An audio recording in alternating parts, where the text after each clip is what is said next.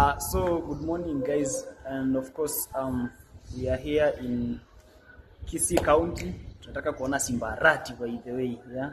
Naambiwa huyo jamaa atakangi kuona colleagues, so I'm his colleague anyway. So guys, we are here for civic education, of course, in the Rift Valley, and they say tutaanzia huku Kisii.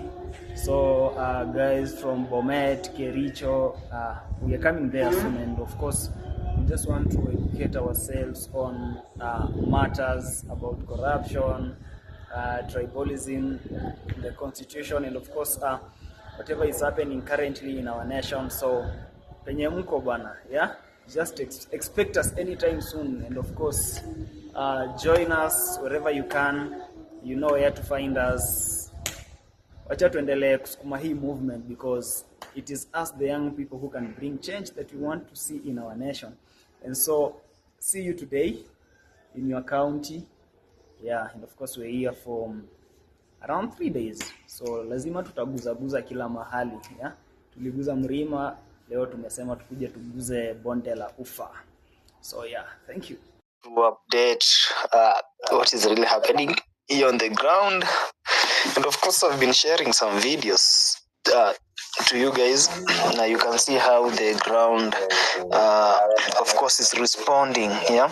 So today we started the civic education in Kisii County, and then from Kisii we went all the way to a place called it's just a border between Homa Bay. It borders Homa Bay, Kericho County, Kisumu, and this county, Nyamira, yeah. So at that border we have a certain road that connects these four counties to Kericho County, yeah. It passes through Belgut constituency, and so we found out that this road it was launched last year. Was it last year?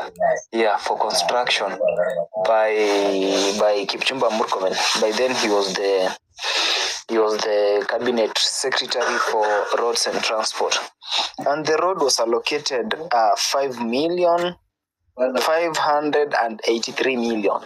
Yeah, and so when we went, we tried to navigate through the road, and guys, honestly, if you have gone through my posts today, then you'll find out that 583 million and the work that done on that road, honestly, it's just shoddy work, because we reached at a certain place in just between I think Belgut or what, and we find there were young men on the same road who were trying to fill the potholes on the road, and so they were using the jembe to dig sand somewhere to come and fill those potholes. And then the travelers, of course, wanasimamishwa on that road to pay some token, kama ni 10 bob, 20 bob to those guys.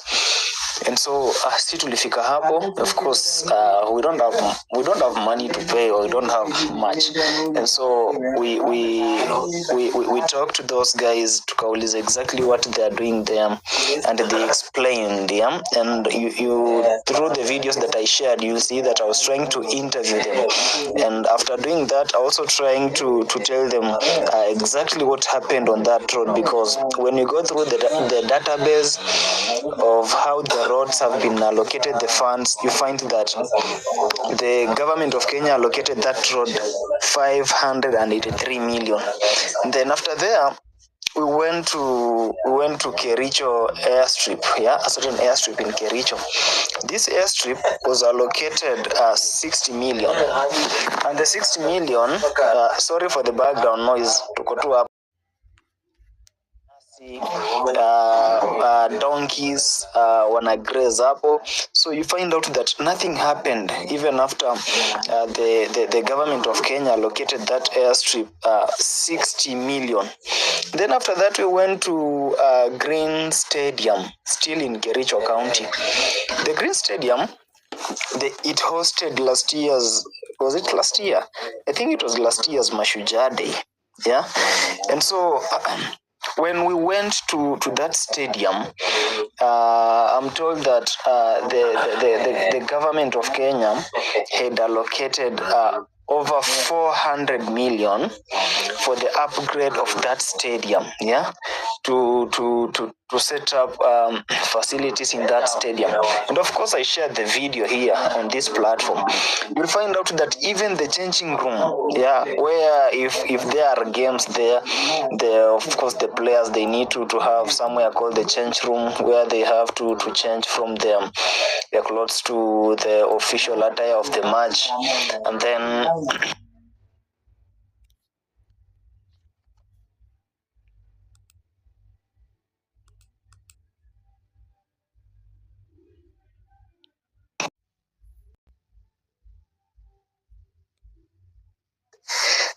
James, are you able to speak?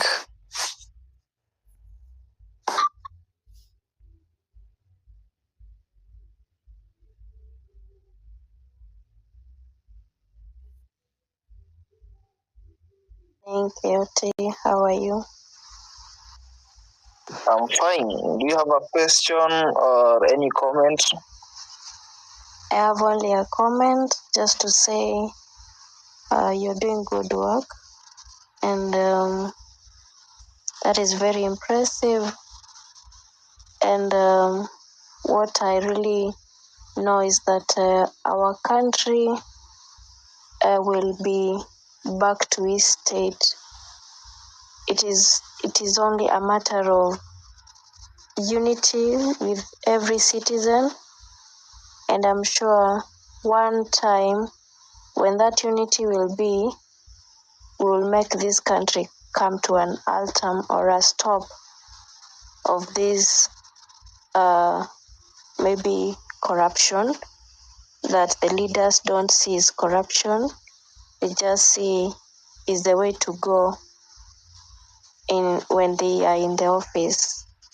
And so I would be happy one day when I will see that our leaders whom we choose, they are not really doing the wrong thing and calling it the right way, being in the system of corruption. I know one day the truth will come to reality, and we will have accountability with our nation. We will have honesty with our nation, and that will be my happiness. Even if it takes how many years, how many minutes, how many ages, that will be my prayer one day. So asante sana. Okay, thank you so much, Esther. And of course, personally, I believe you are within the jurisdiction of our nation. And so, my question to you, Esther, you as a young person, I know you are of my age. What are you doing? What are you doing to ensure that we have that change? Just a question, a simple question to you. I would say, personally, I'm at Kitui, and I am also at a award called Zombe Mwitika Award. And this is a place where the party of UDA has reigned in many of our wards. That is Kitui East. Most of the MCAs, they won through UDA. So that means they are supporting our president. And so it's not easy. As you have said, someone was just asking you how much route was stolen. Maybe I'm facing the same challenge, but what I would say, I've tried to educate and tell them the reality of the small shilling that they think is a mandate for government to just loot it. But when they come to their own thinking and understanding, they find that is money that should not be misused. Like, for example, we have Kitui. There's a TVET in Kitui East, which the MP promised that has paid for the new students, but literally that was just a lie. That it was out of a way of just convincing the Zombe Mwiteka that has paid for the new members who are joining the school. So I'm trying my best to have conversation with every individual I meet. So that is what I'm doing on my end. Okay. Thank you so much, Esther, and of course, continue doing the Lord's work. Yeah, you know, we've always believed that we want to leave this nation better than we find it, and so by doing exactly what you've said here on this space, it means that you doing the Lord's work. Yeah, so continue injecting, continue putting your leaders on toes for them to account for each and every project, each and every shilling they are given, because those money are ours. Yeah, we are the taxpayers, and so continue doing that. James, are you there?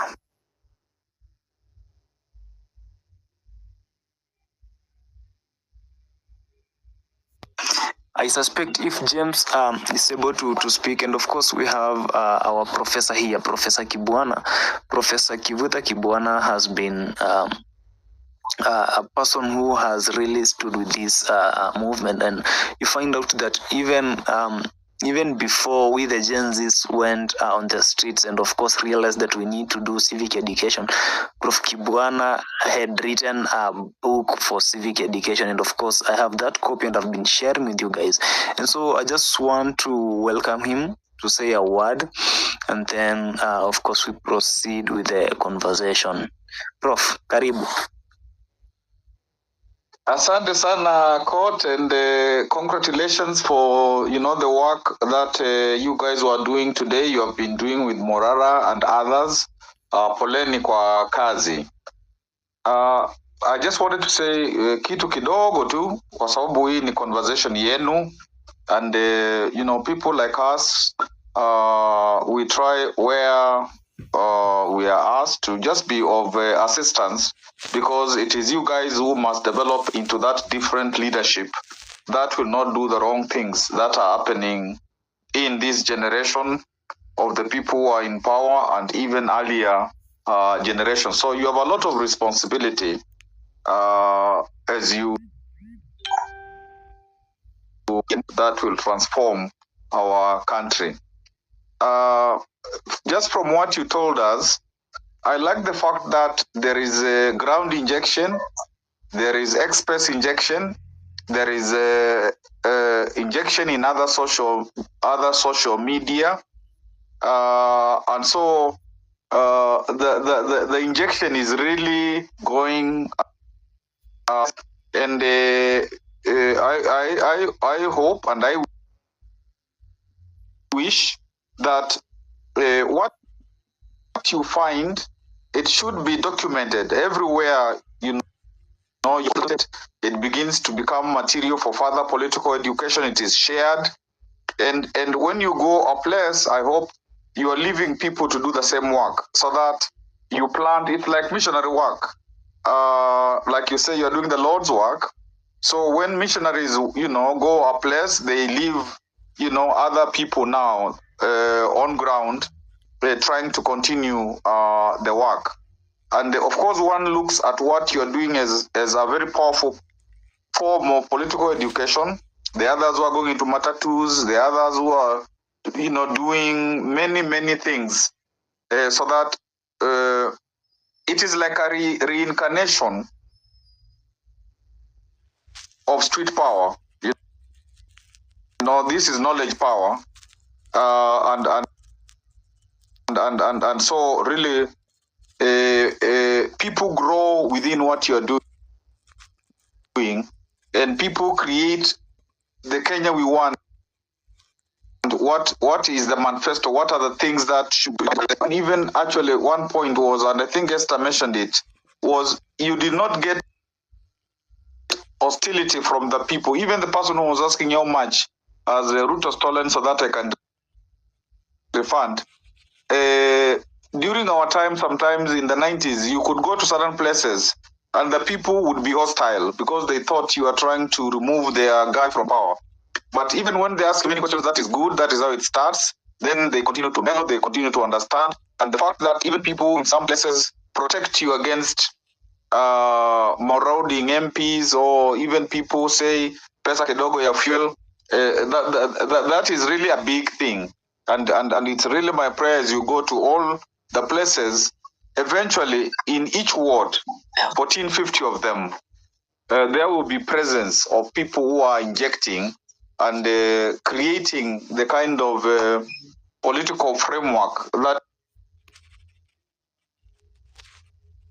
you believe you will occupy, and it will take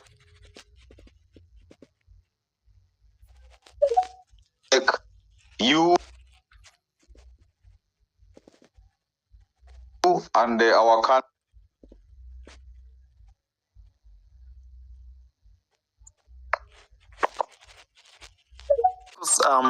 The idea of going to places, injecting,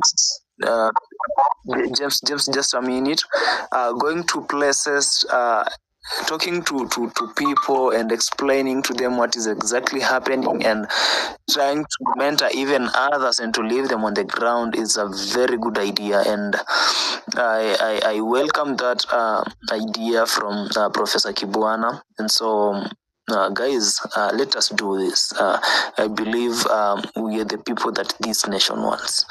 So thank you, Professor, but I lost you at some minute. I don't know if you are done with your submission.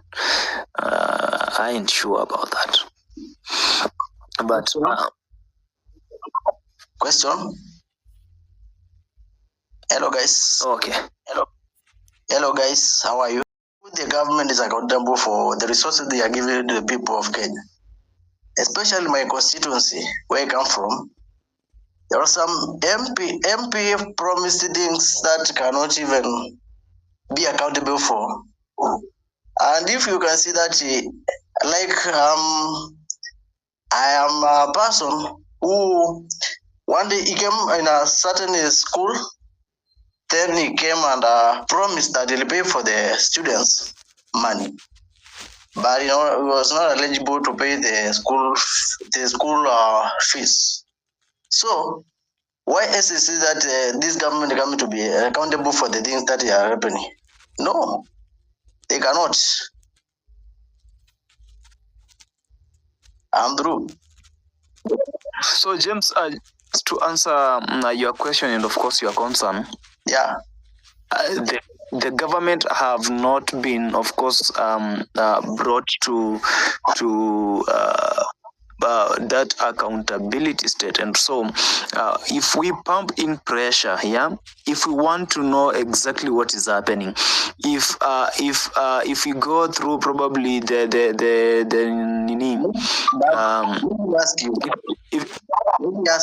just a minute. Okay. Okay, I'm saying that currently we have the Auditor Generals, and that Auditor General has been posting the report of how our funds have been used. Yeah, and of course, even apart from that, we also have these social media platforms. We have even the news agencies.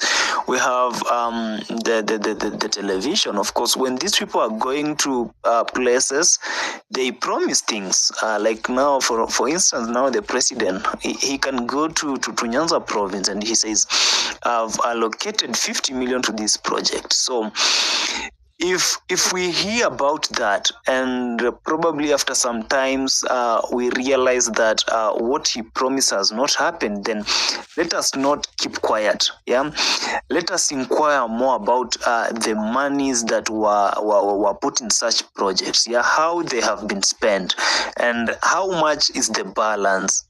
Even if it's to go deeper and request from the payment receipts, because our constitution allows us to access information from the public information. So it means that if you are going to put them on toss, then it will be so hard for them to actually steal and I mean to steal those money from our coffers the way they've been doing. And so it means that if we go hard on them, they wouldn't be doing exactly what they've been doing in the recent past. So that's what I believe that that should happen, and by doing that, I think we'll bring the change we want. Yeah, because if you don't speak about an issue, then that person, you are giving that person more energy to continue and do it. You are giving that person more energy to continue till. James? Yes, this government is coming to be accountable for what is happening. But today, as per today,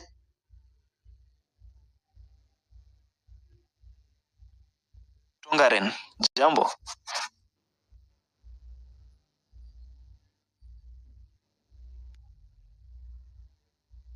Yes, KOT, thank you.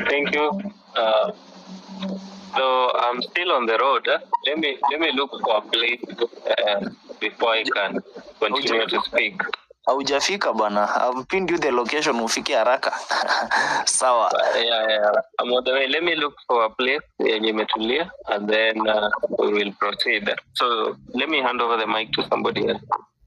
Okay. I can see Daktari Onyango is here.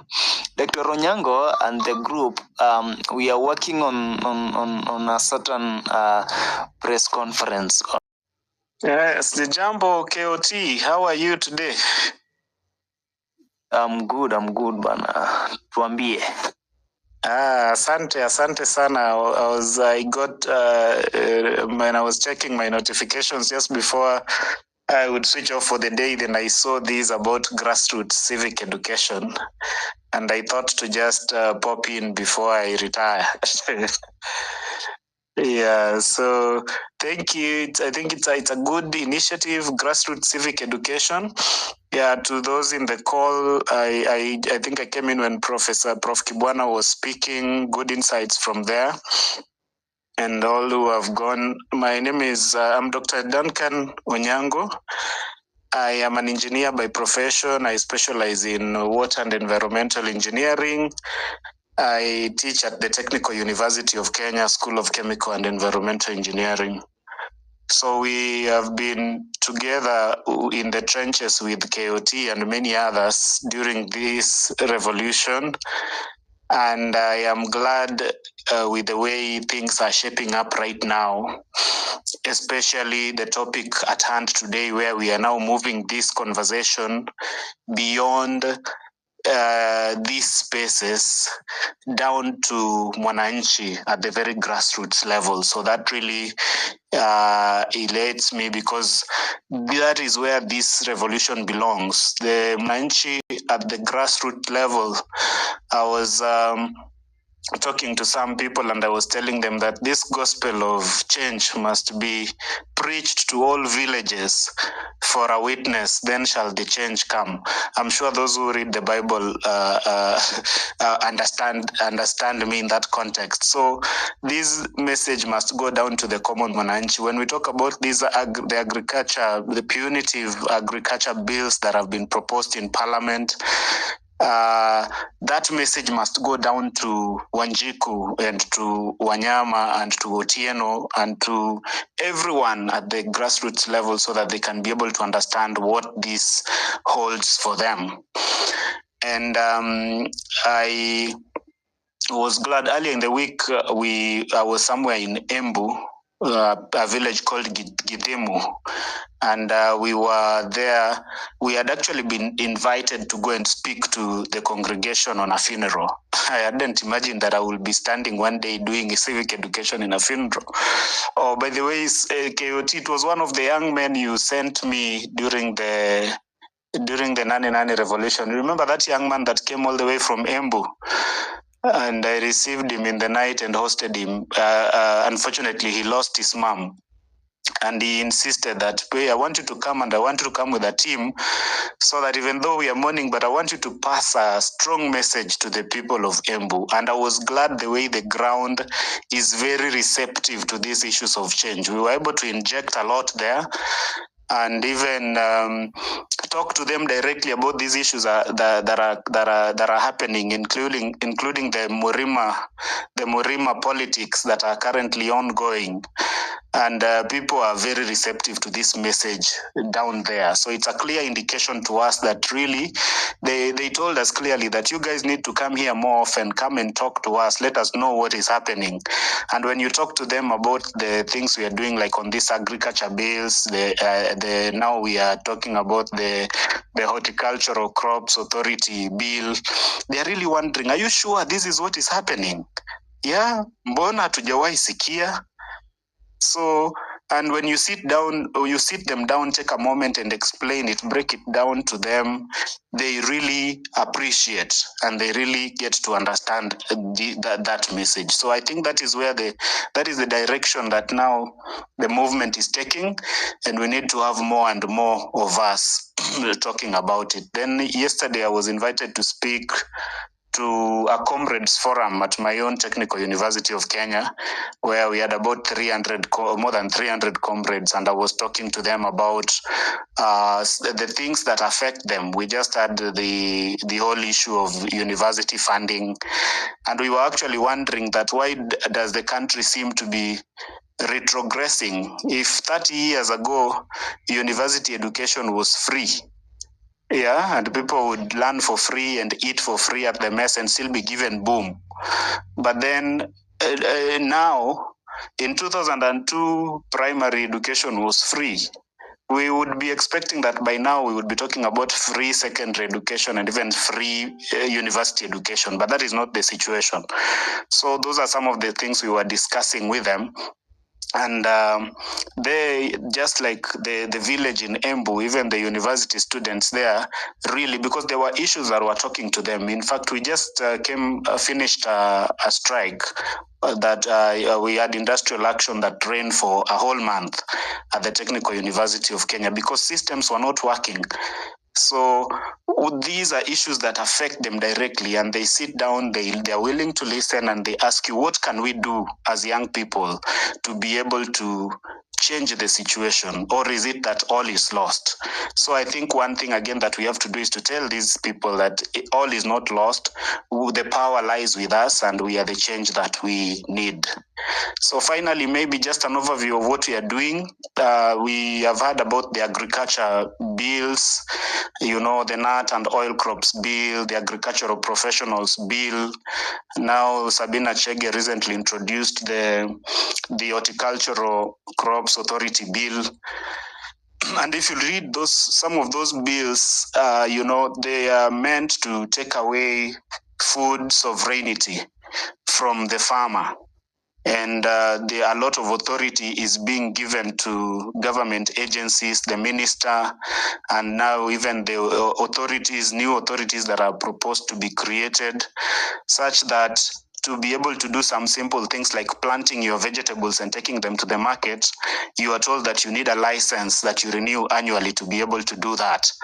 And failure to do so, you could be subject to imprisonment for up to 3 years and even a fine of up to 1 million. So how you would go to be able to implement this with a mama mboga down in the village to be able to do such things? So when we put out a call, we had a space last week that was hosted by KOT here, and people overwhelmingly reached out to us after that. I think even the Ministry of Agriculture released a statement trying to distance themselves from those bills, that tumesikia vitu kwa mtandao. We want to tell you that those bills do not originate from the ministry, but the reality is that those bills are in Parliament, and if passed, they are going to have far-reaching implications on our food sovereignty. So there we placed a general call, and within 24 hours, so many Kenyans had come on board. In fact, there was a WhatsApp group that we put up for people who are interested, lawyers, farmers, friends of farmers, people from different other professions that support farmers. And we were overwhelmed by the numbers. Within less than 24 hours, we had to create a community so that we could be able to accommodate more people. Kenyans who are just coming up to say we want to stand in solidarity with farmers to say no to these bills. So we are going to have another space with them on Monday, and to be able just to hear what Kenyans, these many Kenyans who have shown interest, have to say. And then on Tuesday, we are going to hold a media conference with various media houses and a few interested parties in Nairobi at the Clarion Hotel. And we will be able to chart the way forward of how we are going to. A team of lawyers have already volunteered to be able to take legal action against some of these bills, and we will be able to chart the way forward. Just do everything that we can do to be able to protect the common mwananchi and our food sovereignty as a country. So when you see our channels, the campaign is dubbed Kilimo cha Haki, and it is what is now going out there. So you will see a lot about Kilimo cha Haki, and when we hold the media conference on Tuesday morning, we will be telling Kenyans, breaking it down one by one, what these bills hold for us and why we think they should be relooked at for the best interest of the country and the common mwananchi who is involved in farming in the villages. So that's what we are up to. Thank you very much, KOT, for this chance, and all the people on board. Let's team up together and sustain this protest spirit all the way to be able to bring change in this country. The change that we need lies with us, and if we don't fight for it, if we don't do it, if we don't step out and do all the heavy lifting and the dirty work that is required to do it, nobody will do it for us. Yeah, I was telling my friends that whatever it takes now, where we have reached, whatever it takes, we must be able to be willing to do it, to be able to bring the change we want. If it will require people to organize themselves in civics, in justice centers and civil society groups, be willing to do that. If there are people who can organize themselves politically to be able to fight towards that change, do not hesitate to go in that direction, because we know that even in as much as we can fight and we can agitate and we can do all these things, ultimately the ballot is coming in 2027, and if we are not careful, these people will use the stolen resources that they have, the state power that they unleashed against us during the revolution, the political experience that they have. If we do not organize ourselves properly, we may end up in a worse situation. And you can imagine if Ruto is treating us like this in his first term, when he still expects to be elected in 2027, how worse would this regime be if they were supposed to get a second term, when they are not looking forward to any election but just to finish and go? So we must wake up and do all that it takes. If it will require us to go back to the streets at some point in time to put more pressure, be willing to do that. If it requires you to step out of your comfort zones, like I stepped out of my comfort zone. I've had a lot of my friends challenging me, Duncan, you are too young. You still you don't settle. Don't be comfortable with what you're doing at the university. Step out of class. One politician told me, Duncan, what are you doing in class? Step out. If you will stay in class, and this country will be unsustainable for you. Because even right now, we were fighting for money, we are fighting for pension, we were fighting for medical cover. Imagine you are a lecturer, you have taught, I know Professor Kibana here taught in the university, I saw his post, he was saying 25 years before, and now he's back. A professor who has been in the university maybe for 30 years, 35 years, then you are told that your pension fund has collapsed when you are just at the verge of retirement. And all these years monthly, your deductions are taken for pension. The government is supposed to contribute and the university is supposed to contribute a similar amount. You multiply that by 35 years for all the 1,700 staff we have at TUK, and you are told that those deductions did not end up at the pension fund, and ultimately the pension fund collapsed. So those are the kind of atrocities, the kind of messes that people in power are doing. Yet we have just been quiet in our comfort zones as the middle class. So we must arise, do everything possible that we can do. And for me, I stepped out because I got the challenge and I said, I will, whatever it takes, I will do so that we can be able to get there. So thank you very much, KOT, and may God bless us as we continue with the fight. Asante sana. Okay, thank you so much, Duncan, and may God bless you for the good work you're doing. And I really appreciate, guys, if you don't know Duncan, I met him on this platform. And remember, during Nane period, we were doing some fundraise to bring people to Nairobi for the protest. And personally, I brought a lot of people from outside Nairobi. Some of them came from Nyanza, others from Coast, others from Mount Kenya, and so there are some guys that who popped in Nairobi at 1 a.m. Yeah, because they had missed their first vehicle, and so I had to pay for them the other vehicle. And when they popped in, I wasn't ready to even accommodate them because I had already given out the accommodation spaces to those who came earlier, na zilikuwa zishaisha. And so I posted on this platform that I want someone to help me accommodate some people. And so Duncan called me on my WhatsApp number. It was at 2 a.m. and he said, give them my number, they can come at my place. We don't know those people. He don't know them. He don't know me. We've never met. And so I just believed him. And so he accommodated those people. Hey, anyway, hizi maspace bana, tunakutana tu hapa, ni Mungu anatuleta pamoja. So Mweru, good evening, good morning, good afternoon, I don't